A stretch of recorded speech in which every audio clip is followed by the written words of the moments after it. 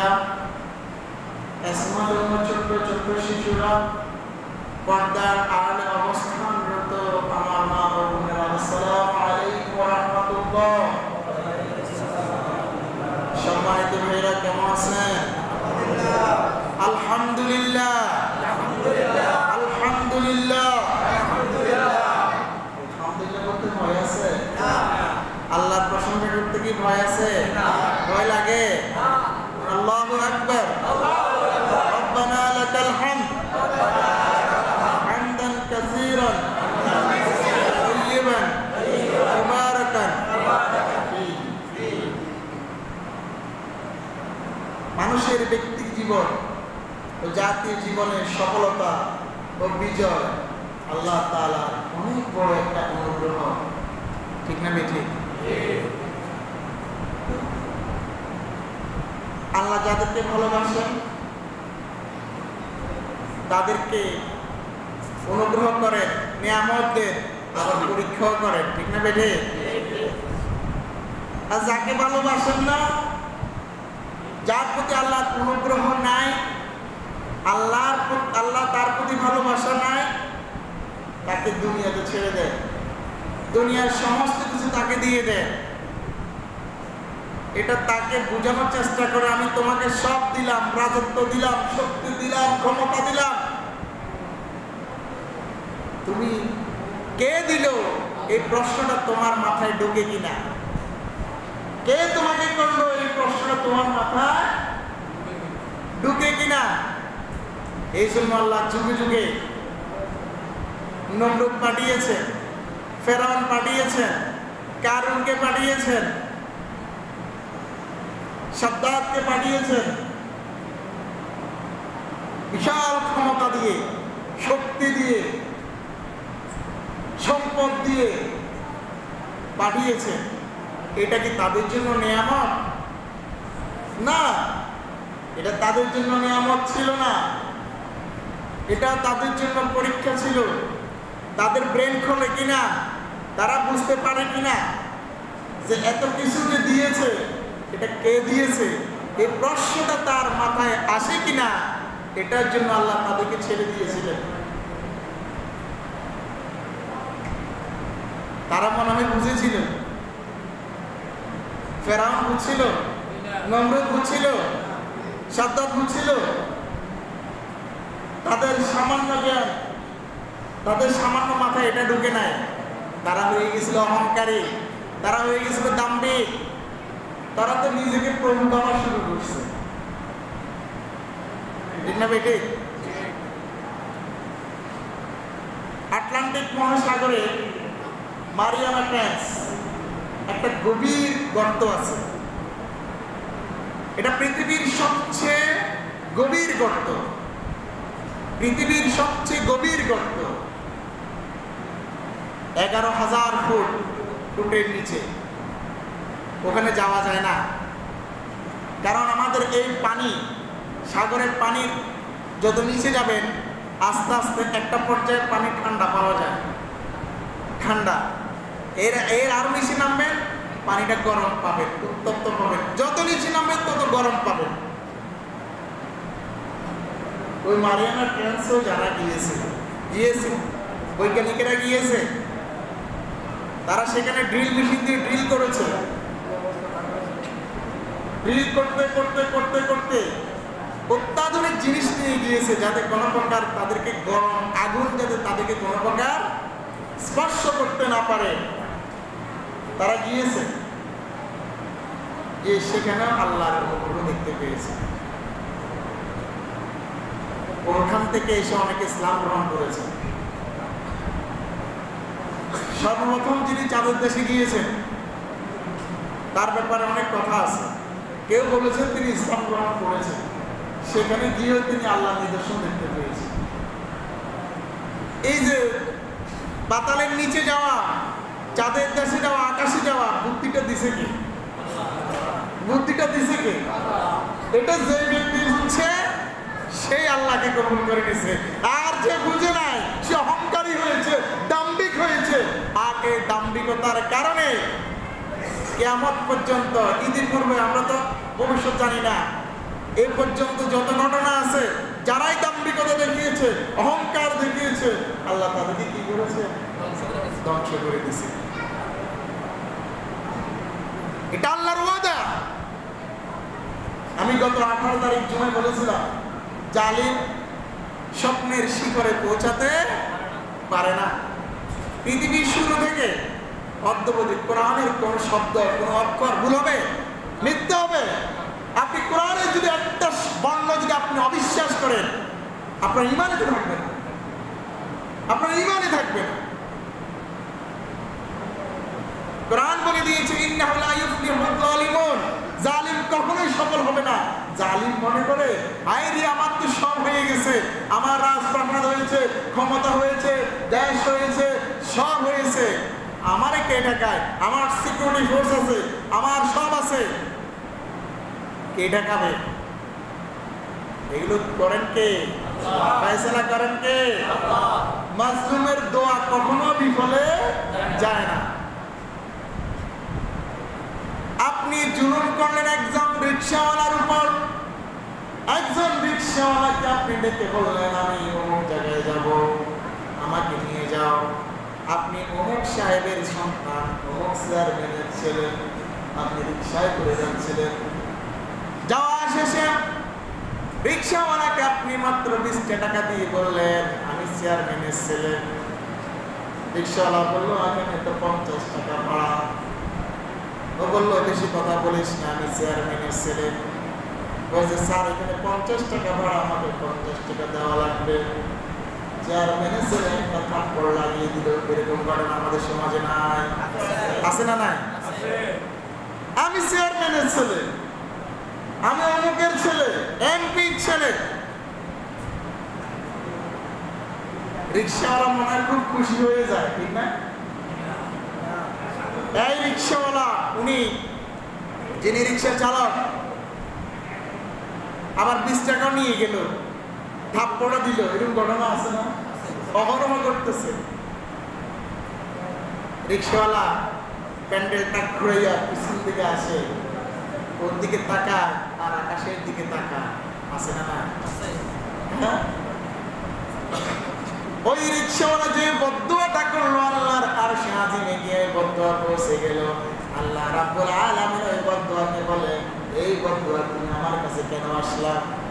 ওই বদদুয়া নামক বাক্যটা আল্লাহকে বলে, আল্লাহ এই মাত্র একটা জালিম অহংকারী ব্যক্তি, আপনি তাকে অনুগ্রহ করেছিলেন, সে তা আপনার অনুগ্রহ করে দিয়ে একজন রিকশাওয়ালা গরিব দুঃখী মানুষকে সে অহংকার করে জুলুম করেছে। এমন ভাবে জুলুম করেছে, সহ্য করা যায় না। আল্লাহ বদদুয়াটাকে নোট করে নেন, নোট করে নিয়ে আল্লাহ বদদুয়াটাকে মেঘমালার উপরে ছেড়ে দেন। এর বদদুয়াকে বলে, ওয়েট এন্ড সি, তুমি একটু অপেক্ষা করো, একটু দেখো, দেখি ওই জালেম আমার দিকে ফিরে আসে কিনা, আমার কাছে তওবা করে কিনা, অথবা ওই রিকশাওয়ালার কাছে গিয়ে বুলবুলে তওবা করে কিনা, একটু তার সুযোগ দাও। একবার দাও, দুইবার দেয়, আল্লাহ এভাবে কয়েকবার দিতে থাকেন। একটা পর্যায়ে দেখেন যে তার বদদুয়াগুলো জমতে জমতে মেঘমালার উপরে অনেক হয়ে গেছে, তখন আর আল্লাহ ছাড়বেন না।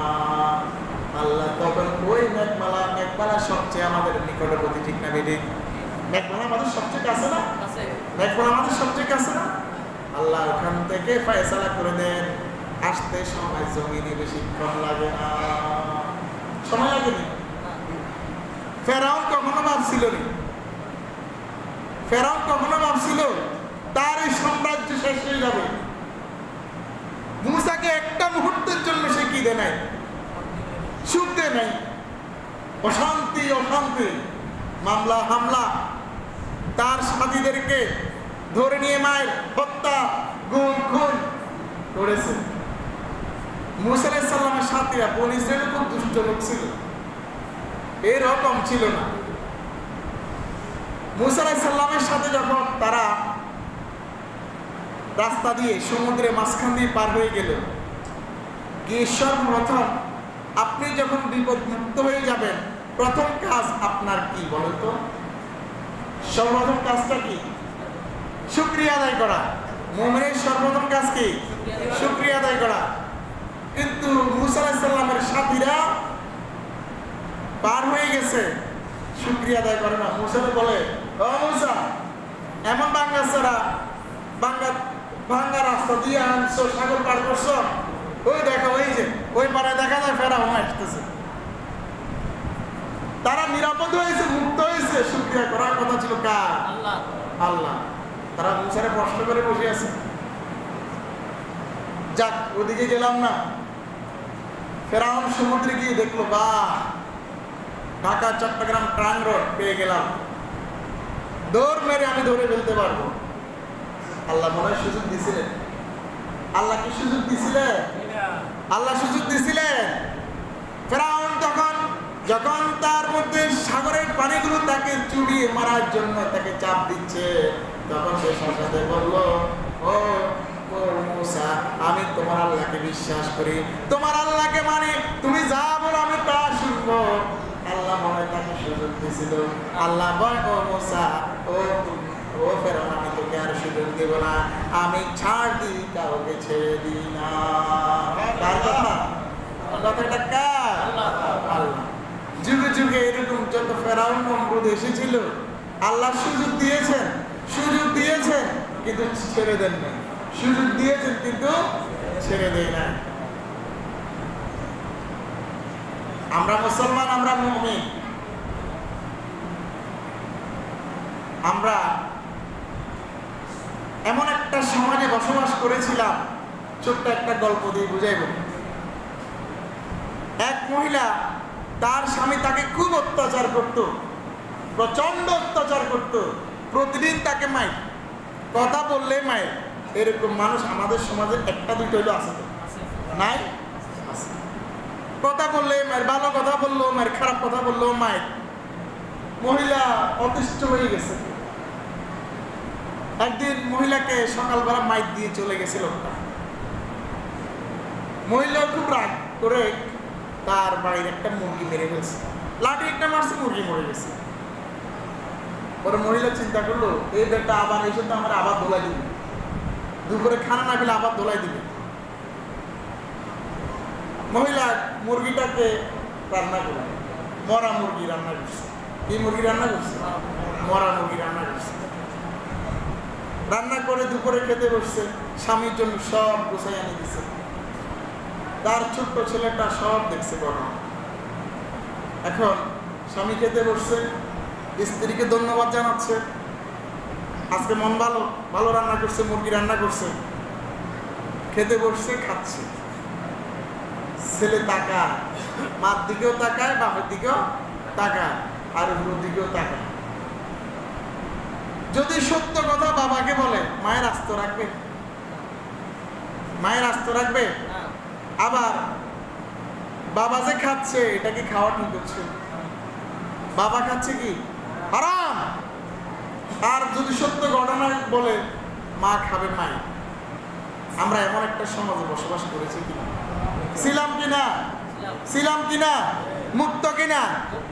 আল্লাহু আকবার বলেন, আলহামদুলিল্লাহ বলেন। শুকরিয়া আদায় করতে হবে। শুকরিয়া আদায় করতে হবে কার? মক্কা বিজয় হয়েছে, মুসলমানেরা মক্কা বিজয় করেছে, রাসূলকে 13 বছর কষ্ট দিয়েছে।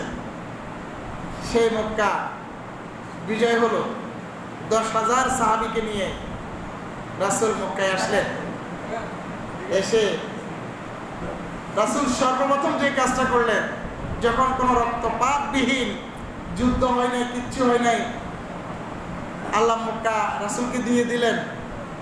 রাসূল সেখানে গিয়ে আকাশের দিকে তাকান নাই, শত্রুর দিকে তাকান নাই। রাসূল একটা ওটের উপর বসে জমিনের দিকে তাকিয়ে আছে, আর চোখের পানিগুলো ফেলছেন,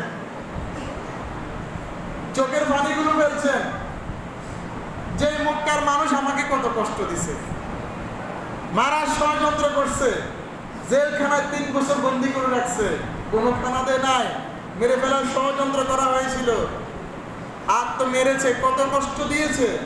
এই জমিনের দিকে তাকিয়ে আছে। সাহাবীরা সবাই চুপচাপ। এখন 10,000 সাহাবী, মক্কা বিজয়, অনেকের রক্ত গরম পাইছি আজকে নাই, এরকম নাই? আছে না? রক্ত গরম, রাসূল বলে ঠান্ডা হও, ঠান্ডা হও, বিনয়ী হও এবং শৃঙ্খলা হও, বিশৃঙ্খলা করিও না। মক্কাবাসী রাসূলের সামনে আসলেন, রাসূলের দিকে তাকিয়ে আছেন। রাসূল কাবাগর থেকে তাদের উদ্দেশ্যে বক্তব্য দিচ্ছেন। মক্কাবাসী বলল, হুজুর আমরা তো অপরাধ করছি, আপনাকে শাস্তি দিয়েছিলাম, অপরাধ করেছি, আমাদের সাথে আপনি কি ব্যবহার করবেন? রাসূল বললেন, তোমাদের সাথে কি ব্যবহার করা প্রয়োজন? তারা বলে, আপনি তো প্রয়োজন হলে তো আপনি আমাদেরকে সবাইকে সাইজ করা দরকার, ঠিক না বেটি? সাইজ করা দরকার। তোমরা কি আশা করো? মক্কার কাফিররা বলল, হুজুর আমরা আপনার কাছে সুন্দর ব্যবহার আশা করি। রাসূল বলেন, তোমাদের সকল কাজকে সাধারণ ক্ষমা করে দিলাম। বলেন না সুবহানাল্লাহ, বলেন না সুবহানাল্লাহ। আমরা সেই রাসূলের উম্মত নয় কি? আমরা সেই রাসূলের উম্মত নয় কি? অহংকার করা যাবে? অহংকার করা যাবে? কাউকে মারা যাবে? কাউকে খুশি কথা বলা যাবে? খুশি কথা বলা যাবে না। এখন তো আপনি আরো মুসিবতে পড়েছেন। আপনাকে কথা বলতে হলে খুব সতর্ক হয়ে কথা বলতে হবে। আমাদের দেশে গত কয়েকদিন ধরে যা ঘটতেছে, এটা কি আমাদের প্রত্যাশা? মেনে নেওয়া যায়? যাদের উপর হামলা হচ্ছে, যাদেরকে অগ্নিকাণ্ড করে যেভাবে জ্বালানো হচ্ছে, এটা কি ঠিক হচ্ছে? এটা কি রাসূলের সুন্নাত? এরকম কি বলেছেন? কেন আমরা করব? টিট ফর ট্যাট একটা কথা আছে, ইট মারলে পাটকেলটি খেতে হয়। আপনি আজ করতেছেন, সময় পাল্টাবে না? সময়ের ব্যবধানে সময় পাল্টিয়ে যাবে না? ফয়সালা কোত্থেকে আসবে? আকাশ থেকে ফয়সালা হবে। কেন? আপনার উপর জুলুম করেছে, তারা না বুঝে করেছে। এখন যে আপনি করতেছেন, পার্থক্যটা হলো কোথায়? আমরা সাবধান হব। হয়তো আমার কথাগুলো যাবে না, আমরা যে যেখানে আছি মেসেজ দিয়ে দিব, আমরা যে যে জায়গায় আছি মেসেজ দিয়ে দিব, শান্তি চাই। ইসলাম কিসের ধর্ম? ইসলাম কিসের ধর্ম? শান্তি ধর্ম। আপনাদেরকে একটা সুযোগ আল্লাহ দিয়েছেন, আমাদেরকে একটা সুযোগ দিয়েছেন, এটা নিয়ামত। এ নিয়ামত কার? এ নিয়ামত কার? চোখ দিয়েছেন নিয়ামত, কান দিয়েছেন, এটা আল্লাহ নিয়ামত, হাত দিয়েছেন, এটা আল্লাহ নিয়ামত। এই নিয়ামত অস্বীকার করা যাবে না। সুস্থ আছেন নিয়ামত, নামাজ পড়তে আসছেন নিয়ামত। অনেক মানুষ এখনো হাসপাতালের বেডে আছে না নাই? কারো হাত নাই, পা নাই, আছে না নাই? তার কষ্টে যন্ত্রণা হচ্ছে, আপনি অনেক ভালো আছেন না? খেতে পারতেছেন। অনেকের টাকার পাহাড় নিয়ে বসে আছে, খাওয়ার জোটে না, আল্লাহ বন্ধ করে দিচ্ছে, ডাক্তার নিষেধ করে দিয়েছেন, আছে না নাই? আছে না নাই? আর আপনি তো সুখে খাচ্ছেন, পেট ভরে ভাত খাচ্ছেন, এটা আল্লাহ নিয়ামত। এই নিয়ামত অস্বীকার করা যাবে না। এই নিয়ামতকে সুষ্ঠুভাবে, সুন্দরভাবে ব্যবহার করতে হবে। আল্লাহ রাব্বুল আলামিন বলেন, লাইন শাকারতুম লাযীদান্নাকুম ওয়া লাইন কাফারতুম ইন্না আযাবি লাশাদীদ। আল্লাহ বলেন, আমার বান্দা, আমি তোমাকে চোখ দিলাম, নাক দিলাম, কান দিলাম, তোমার সুস্থ দেহ দিলাম, সুন্দর তোমাকে নিয়ামত দিলাম। সর্বোপরি জালেমদের থেকে তোমারে আমি বাঁচাইলাম, তোমারে বাঁচাইয়া আমি নতুন একটা নিয়ামত তোমাকে দিলাম। আর এই নিয়ামতের তুমি যদি শুকরিয়া আদায় করো, আমি রবের কাছে তোমার গুনাহ মাফ চাও, আমি রব তোমাকে আরো নিয়ামত দিয়ে পরিপূর্ণ করে দিব। আবার আল্লাহ সতর্ক করে বলতেছেন, যদি তুমি আমার নিয়ামতের অস্বীকার করো, আমার নিয়ামতের বিরোধিতা করো, আমার নিয়ামত দিয়ে যদি তুমি অবহেলা করো, তুমি যদি জালেমদের মতো জুলুম করো, তুমি মনে রেখো, ইন্না আযাবি লাশাদীদ, আমি রবের শাস্তি অত্যন্ত কঠিন। আল্লাহু আকবার। আল্লাহ আমাদেরকে সবাইকে মানসিক প্রশান্তি দিয়েছে, ঠিক না বেটি? এরপর এখন যে দেশের অবস্থা যাচ্ছে, এটা আমাদের কারোই কাম্য নয়। আমরা যে যেখান থেকে আছি সতর্ক থাকবো, যাতে বিশেষ করে সংখ্যালঘু যারা আছে আমাদের হিন্দু ভাইরা, তারা হয়তো না বুঝার কারণে তারা বেঈমান, না বুঝার কারণে তারা বেঈমান। আমি আপনি বুঝিয়ে তো বেঈমান, আমি আপনি টুপি পড়লাম, জুব্বা পড়লাম, এরপর তো বেঈমান আছি না নাই? অনেকে ফজর নামাজ পড়ি নাই, মান তারাকাস সালামতা আম্মাদান ফাকাদ কাফারা। বুঝুন ঠিক না বেটি? ইচ্ছা করে ফজর পড়ে নাই, সে কাফির হয়ে গেছে না? তা আপনার সাথে হিন্দু ভাইয়ের সাথে কোনো কি অমিল আছে? কোনো অমিল আছে? কেন তো বাহাদুরি দেখাচ্ছে? ঈমান তো আপনারও নাই। আমরা সহযোগিতা করব ইনশাআল্লাহ। আমরা ভালোবাসা দিয়ে ভালোবাসা আদায় করব, বলেন ইনশাআল্লাহ। শান্তি দিয়ে শান্তি আদায় করবো ইনশাআল্লাহ। জুলুম নয়, জুলুম সমাজ থেকে, পরিবার থেকে আমরা ইনশাআল্লাহ সবাই সবার জায়গা থেকে চেষ্টা করব প্রতিহত করার জন্য ইনশাআল্লাহ। সবাই রাজি? সবাই রাজি? আমাদের যে ভাইয়েরা, আমাদের ছাত্র ভাইয়েরা রক্ত দিছে, জীবন দিছে যারা, তাদেরকে আল্লাহ শহীদ হিসেবে কবুল করুন, বলুন আমিন। আর যারা জুলুম করেছে, না বুঝি করেছে, ঠিক না বেটি?